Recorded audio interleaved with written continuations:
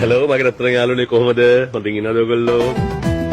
මාව වටන්නට එක්කගෙන යන පිනමැටිවාට ලබන ආත්මේ බල්ලෙක් වෙන්න. ලොකෝයි ඔයා ඔටෝනේ මැනුවල් නෙමෙයිනේ. නෝනවදුනි මහත්තයෝනි මම ඔයගලගේ මුලින්ම සමාව ඉල්ලනවා. මෙතනින් එහාට වෙන දේවල් පුංචි දරුවන්ට පෙන්නන්න හොඳ නැහැ. ඒ දරුවන්ව පිටත් කරන්න එළියට. මගේ අම්මයි ගම ගාල්ලේ හිත ලෑල් නාන්නේ අපි කීලා. අපේ තාත්තා වැඩ කර අවුරුදු 20ක් රේල්. සලාම් අලයිකුම්.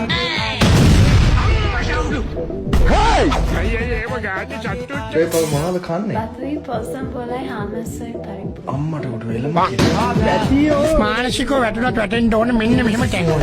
සක්කිලිය. අනිත් ගෑනුවා කියන්නේ මේ මම. ඔය පවණි වගේ නෙමෙයි මම.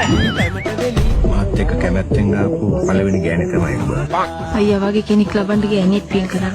අයියා හැන්දෑවට අපේ ගෙදර වරේ. ඔබ එපා කීවත් මං හවස එන්න තමයි හිටියේ. චන්දන සීනකගේ යොකා නැතුව නාලා උගේ වල්ලකින් බුලෝ කාලා නනනනනනනනන ආව එක්කම් පල එළියට රාජ්‍ය බැංකුව තමයි පොහොරා කන්නේ. අදිසියේ අහන්නකෝ අනේ මේ වැඩ කරන අපේ විරුවා මව් බිමට හෙමින් කෙලියා. පඩ. ඒ වරන් කොඩිතුවක් නංගි. අරින් දැන් වරෙන් ආගන කනවද නැද?